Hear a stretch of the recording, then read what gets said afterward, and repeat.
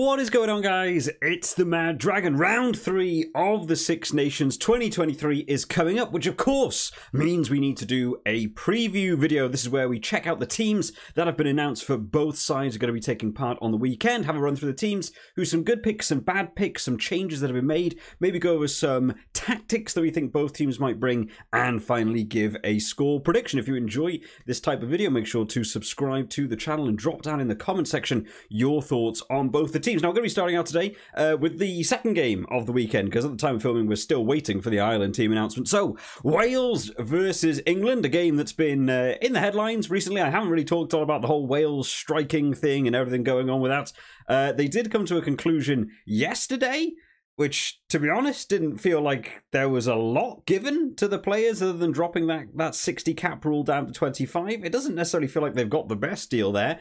They've agreed to go on. I'm sure there's other things to do with contracts about players sort of having to play this game as opposed to going on strike. I was sort of wondering what they were going to do if this game would go on strike. They just sort of postpone the game? Would they put it back to the week break that we have coming up? Would they just give 28-0 win to England like we sort of saw in the autumn internationals when teams had to skip games and stuff? But we have avoided that, and we do have the teams announced. Let's start off then by talking about the Wales team. Now, Wales last week, of course, played Scotland and had elements that had improved from that first game versus Ireland. It was kept tighter for about 50 minutes of the game, and then Scotland just began to run away with that one. So improvements made, but not maybe as many as a lot of people would really want to see from this Wales squad. So Gatland's gone back to the drawing board once again. We've had 9 changes for this this Wales squad. So interesting to have a look at what they've shaken up this week versus England. So again, I always really look forward to this one. Real competitive weekend of sport. Starting off in the front row then, Gareth Thomas comes in alongside Ken Owens and Tom Francis. Now, Ken Owens, of course, getting his try last week. The lineouts still not quite as you'd want them. Ken Owens so experienced in those lineouts, just a couple of throws still going wrong for him. Did get his try. It's nice to see Wales can score through that driving maul, but last week against Scotland, it sort of felt like it was the only option really to sort of try and get over that try line was just go through the forwards and hope a driving maul was going to get you there.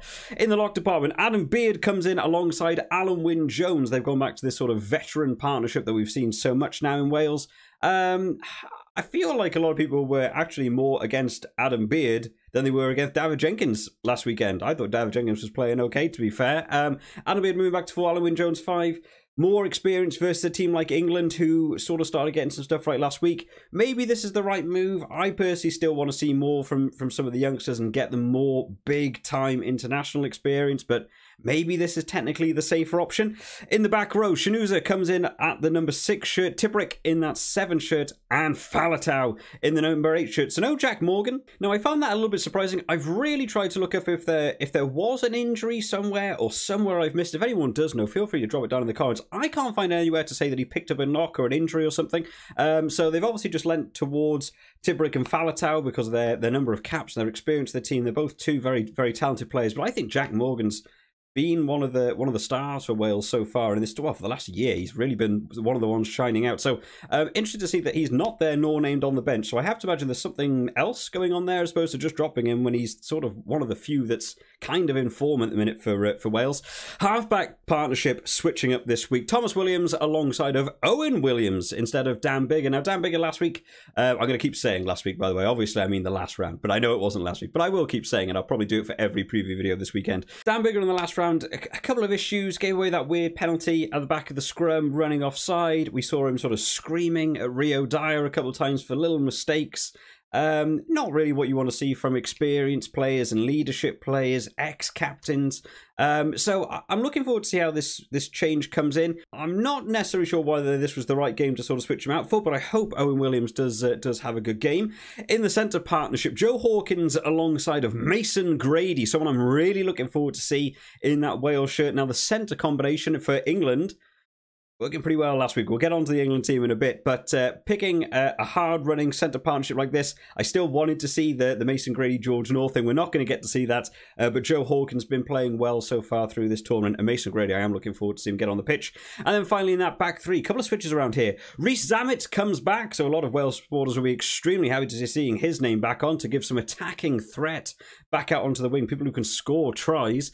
Goes in on the left wing, Josh Adams on right wing, and Lee Harper Penny at fullback. Now, this was an interesting setup here because, to me, when I think of Josh Adams and Rhys Emmett, I would have these boys the other way around. And I feel like that's their experience in Wales, is putting them on the other side. So there's obviously some sort of tactic or some sort of plan they've wanted to implement here. And going up against the England wingers and the way they're sort of shaped up, maybe they've sort of tried to pin Rhys Emmett up against someone like Maylands, but when we get on to the England wingers, we'll sort of talk about that matchup a bit. I still think these would be better the other way around. And Lee Halfpenny coming in that fullback shirt. I still think Liam Williams has been playing well. The thing that unfortunately goes against Liam Williams is he keeps getting these yellow cards. He's just the guy at the end of the chain. He gets that yellow card. He's had it for 2 games now, which does put you at a massive detrimental standpoint, being a man down for 10 minutes. So maybe they're just wanting to lean away from it, but I actually think Liam Williams is playing extremely well up to the point that you get that yellow card. So Lee Halfpenny coming back in. A lot of changes in the starting 15. We'll have to see how the shake-up goes. Preparation time is going to be a little bit tricky for Wales. Obviously, they were all in meetings less than 24 hours ago, so we'll have to see how they get on in terms of being able to turn around for game time in 2 days' time, but hopefully they do okay. In terms of the replacements, then Bradley Roberts comes in alongside Rhys Carey and Dylan Lewis. Now, Rhys Carey nearly got himself 2 tries last week. Had 2 nice little breaks over towards the Scottish line and got stopped by Matt Fagerson on both occasions. So the impact from the bench is there. Just got to do that final 5% and get that ball touched down. He could have had 2 tries last week. Looking forward to seeing him coming back on. Rest of the replacement forwards then David Jenkins and Tommy Raffel. A lot of people will have wanted to see this lad starting. He's been in form. He's getting back into this Wales team now. Again, as another lad I want to see starting more games. I think he's a really good player. Hopefully he gets an actual chunk of game time. They don't sort of put him on 70th minute or so and get him on nice and early into that second half. Get him some real time on the ball against a team like England. And then the replacement backs, Kieran Hardy, Dan Biggar and Nick Tompkins finally getting into this team after being omitted for the last sort of 2 rounds. So, Nick Tompkins, I think, is a good call here because Nick Tompkins can actually play both inside and outside centre. So I think that gives you nice coverage there. Kieran Hardy, of course, will be coming on for Thomas Williams at some point in that second half. In terms of wingers and fullback coverage, I'm not sure how they would deal with it. I mean, Nick Tompkins got enough speed on him, as do quite a lot of players now. The backs tend to be able to move out to the wing if you really need them to. The fullback position is the only one that might be slightly concerning. They could maybe drop Josh Adams back to the fullback if it lent that way. I'm not sure too much about Owen Williams in his fullback ability to be able to cover that. It's an okay team. They've made a lot of shifts. They've really not quite got those jigsaw pieces together yet in this Wales team since Gatland's return. And one of the things that I'm a little bit more concerned about in this game is the ability to turn this around in 2 days. Now, a lot of the names that I'm reading on this list, actually, I didn't really see a lot of them go to those meetings yesterday. I'm wondering whether there was maybe an impact if you turned up at one of those meetings. You're sort of a little bit sidelined. Maybe they've been prepping with those players that weren't attending the meetings. So maybe that's given them a bit more time. Maybe I'm not quite giving them enough leeway with preparation time. Of course, they're all professional sports persons, but 2 days turnaround for a home game against England going to be a tough ask. Speaking of England then, let us move on to talk about the England team, who last week felt like things were getting better against an Italy team who played extremely well against France, might have slightly underperformed against England, but a couple of concerns for England that happened in that first week seem to be getting fixed from my standpoint. That centre partnership, we're going to be seeing it again this weekend. I was sort of hoping they hadn't quite discovered this until maybe the week after the Wales game. But, you know, unfortunately, England have got there first. So, in terms of this front row, then, Ellis Genge, Jamie George, Kyle Sinclair. We're so used to seeing that front row now. They're doing extremely well. Jamie George getting himself over for a try last week as well. I wouldn't be surprised if the driving maul is something we do see implemented in this game. I think a lot of 3 points maybe in that first half. I can see both teams wanting to utilise that driving maul if it comes around in this sort of game. Can be a tight game. We've had some big scores in the past in this one, but in so many of these fixtures before, there can be some pretty close score lines. So that's why so many people really enjoy it, whether you're a Wales supporter, an England supporter, or just a neutral anyway. But that driving maul can come incredibly useful in the late stages. In the lock department, then Maro Itoje comes in alongside Ollie Chesham. Ollie Chesham's, I think, been playing extremely well. I'm so glad to still be seeing that number 5 shirt. Is he cementing that number 5 shirt for some people now in that England team? I think he's been playing really well. And then in that back row, Ludlam goes in alongside Jack Willis and Alex Dornbrad. Now, we didn't get to see Jack Willis for an enormous amount of time, that Italy game. But the stats that backed him last week were incredible for the time he spent on the field. Thought he had a fantastic game, got himself over the try line as well. Massive comeback for him. Really glad to see him in that open side flanker as well. Nice to see him still standing on there. Alex Dornbrandt's one that's been quieter than I expected in this tournament. I really thought Alex Dornbrandt, there was a lot of hype around him when he first came into this England team, being able to break away. He's a speedy number 8. He can break through the tackles. I'm not sure whether people have just sort of marked him up a bit and sort of know what he's bringing now. Doesn't seem to be having quite the same impact I expected to see from him. So hopefully he has a good game in this one. In the halfback partnership, Portvilliers goes in alongside Owen Farrell, retaining that 10 shirt. They're not going to move back to the 10-12 for Owen Farrell and Marcus Smith, because the centre partnership of Ollie Lawrence and Henry Slade stays exactly the same as we saw last week. And Ollie Lawrence, didn't he do well last week? Like I said, the jigsaw puzzles just beginning to put themselves into place. I think having Ollie Lawrence in that 12 and just endlessly running all game directly out the defensive line, smashing through, and eventually it began to creak and weaken. You saw him making those little breaks, allowing Owen Farrell to just get on with his game at 10. I think it's better, and I would be sticking with it. It was just as a Wales supporter, I kind of wish they did it a little bit later on. I kind of wish we'd stuck with the 10-12, because that Owen Farrell at 10 and Ollie Lawrence at 12 seemed to work extremely well for them against Italy. And then in that back three, Anthony Watson comes in on the left wing, Max Malins retains on the right wing, and Freddie Stewart in that fullback shirt. Now, Max Malins felt a bit quiet last week. I had him in the fantasy. He was my captain last week for the fantasy. Not really getting as many touches on the ball as he wanted to. Was doing a lot of ruck supporting. Had the Portvilliers try disallowed that he gave the pass to, but felt a little bit quiet out on that wing. Anthony Watson going on the left wing. I'm looking forward to see how that gets on. Now, when I spoke a little bit earlier about the Wales matchup with some of these lads, I think this is quite a tough one for me, because obviously, going on these wings, you're going to have Josh Adams going up against Watson and Max Malins going up against Zammit. Now, when I was speaking a bit before about the Wales lineup to meet these lads, I think I would still stick with switching them around. I feel like what we've seen so far through the tournament, the passes getting out to Malins. Malins not necessarily let himself have a lot of space. And the balls that are getting across to him tend to have been coming in the air. We saw a couple of crossfield kicks. I feel like you want someone to be able to cover him in the air. And I feel like I would actually prefer to see Josh Adams on that wing in terms of the air battle, but also just, I think from a defensive mindset, he's a little bit better at just reading. If he's going to get beaten in the air, he will actually wait for the player to land, and then sort of drive you into touch. Whereas someone like Anthony Watson is a little bit more different. He can run very hard with the ball in hand.